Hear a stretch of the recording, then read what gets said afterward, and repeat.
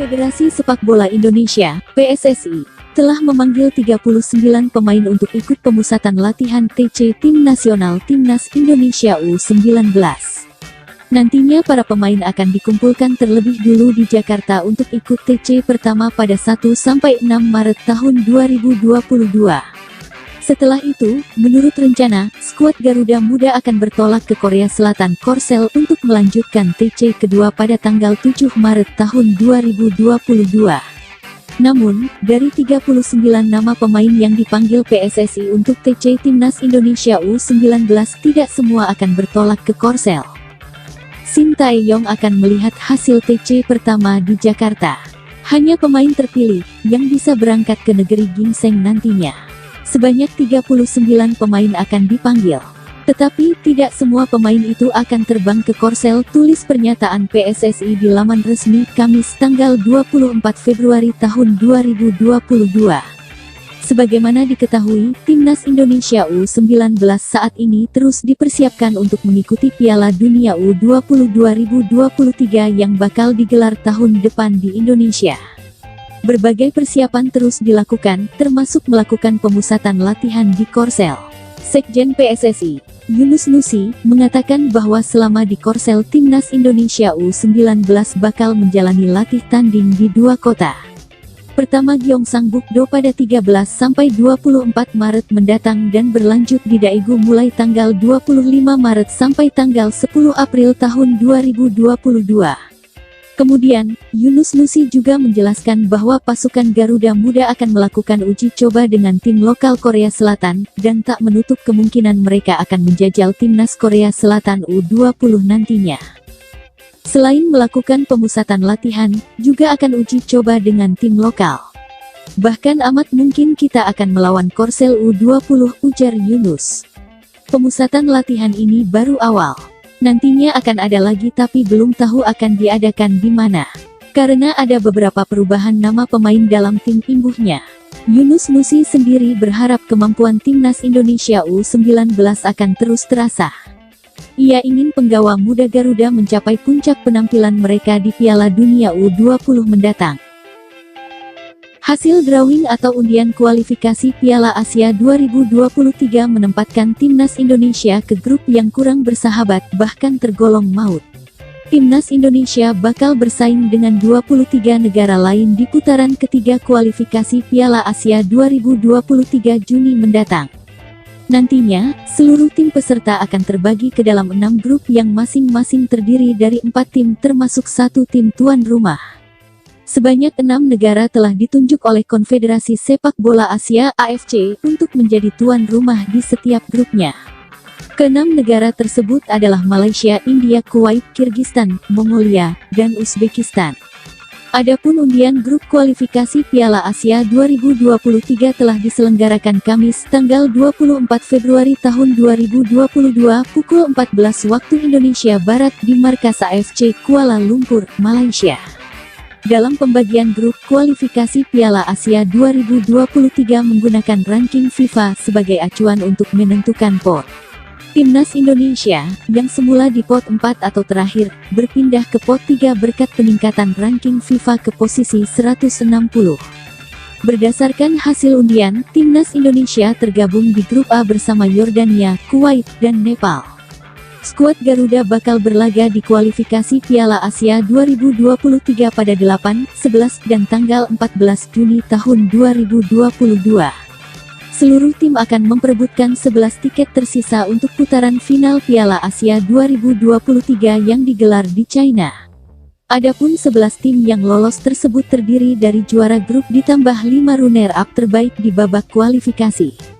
Nantinya, tim-tim yang lolos akan bersaing dengan 13 negara lainnya yang sudah lebih dulu lolos ke putaran final. Mereka adalah China, Jepang, Suriah, Qatar, Korea Selatan, Australia, Iran, United Arab Emirates, Arab Saudi, Irak, Oman, Vietnam, dan Lebanon. Jadi, nantinya ada 24 tim yang akan tampil di putaran final Piala Asia 2023 pada 16 Juni-16 Juli tahun depan. Timnas Indonesia telah tampil 4 kali di putaran final Piala Asia, yakni tahun 1996, 2000, 2004, dan 2007. Dalam 4 keikutsertaan tersebut, langkah timnas Indonesia selalu kandas di babak penyisihan grup. Pada 2011 dan 2015 Indonesia tak lolos, sedangkan tahun 2019 didiskualifikasi karena terkena skorsing FIFA. Pemain keturunan Indonesia, Chirus Margono kembali terlihat memberikan kode terkait keinginannya membela tim nasional timnas Indonesia. Terbaru kiper klub Yunani, Panathinaikos B itu memposting sebuah foto dengan bahasa dan bendera Indonesia. Dalam stories yang diupload Instagram pribadinya @cemargono pada Kamis 24/2/2022, Margono terlihat memakai kata juara dan bendera Indonesia. Dalam foto itu pun terlihat Margono bersama rekan setimnya yang tampak baru selesai latihan. Selain memakai bahasa dan bendera Indonesia, Margono juga menuliskan kata Tony Wives, yang dapat diartikan malam ini kita berpesta.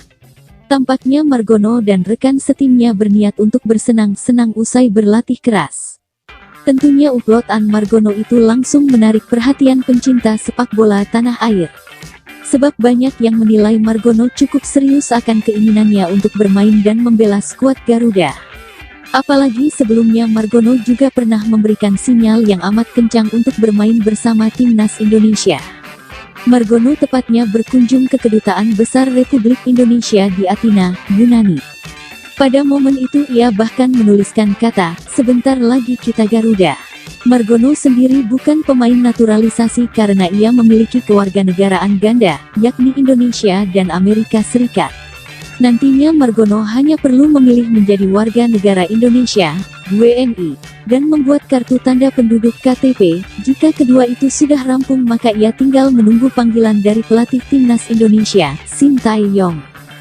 Indonesia ternyata memiliki peran besar dalam penampilan gemilang Timor Leste di Piala AFF U23 2022. Indonesia memang dipastikan batal ikut kompetisi Piala AFF U23 2022. Skuad asuhan Sintayong itu memilih mundur usai tak punya cukup pemain akibat kasus COVID-19 di internal skuad. Belum lagi beberapa pemain masih dalam proses pemulihan cedera. Namun, walau sudah mundur dari kompetisi, Indonesia ternyata memiliki peran besar atas kegemilangan tim lain yakni Timor Leste. Timor Leste yang dinilai bukan wakil unggulan secara mengejutkan membabat abis lawan-lawannya. Skuad asuhan Fabio Maciel itu mengawali kompetisi dengan menahan imbang Filipina kemudian menaklukkan Brunei dan Kamboja. Atas hasil itu, Timor Leste lolos ke semifinal sebagai juara grup A. Usut punya usut, kegemilangan Timor Leste ini ternyata merupakan hasil dari evaluasi yang mereka lakukan usai melakoni laga uji coba kontra Indonesia jauh sebelum kompetisi. Pengaruh laga Indonesia pada perkembangan permainan Timor Leste itu diungkap oleh manajer mereka Almerio Lopez. Muhammad Alif Aziz Mardiansyah _bolasport.com. Manajer timnas Timor Leste Almerio Lopez ketika berkesempatan wawancara bersama bolasport.com tanggal 31 Januari tahun 2022. Ya, ada pengaruhnya dari 2 laga uji coba melawan timnas Indonesia untuk keberhasilan kami di Piala AFF U23 2022, kata Almerio Lopez kepada bolasport.com tanggal 22 Februari tahun 2022. Timnas Timor Leste memang sempat melakukan laga uji coba FIFA Matchday sebanyak 2 kali pada Januari lalu. Dalam 2 laga kontra Indonesia itu, Timor Leste berakhir kalah 2 kali tapi menurut Lopez kekalahan itu memberikan banyak pelajaran pada timnya. Walaupun kami kalah dari 2 pertandingan itu, kami banyak belajar. Selain itu, para pemain juga mendapatkan kesempatan bertanding. Apalagi skuad yang kami bawa di Piala AFF U23 2022 ini hampir sama dengan para pemain yang waktu itu dibawa ke Bali untuk hadapi timnas Indonesia. Lopez lantas mengakui Indonesia merupakan salah satu tim terbaik di ASEAN, sehingga laga kemarin menjadi acuan bagi Timor Leste untuk mengevaluasi pemainnya. Dengan begitu mereka tahu apa yang harus dilakukan untuk meningkatkan perkembangan tim. Kami tahu kekuatan timnas Indonesia seperti apa, bisa dibilang salah satu yang terbaik di ASEAN, tutur Almerio Lopez. Jadi, laga melawan timnas Indonesia kemarin berarti untuk kami. Dapat mengukur seberapa kuat tim kami dan melihat evaluasi apa yang harus dilakukan.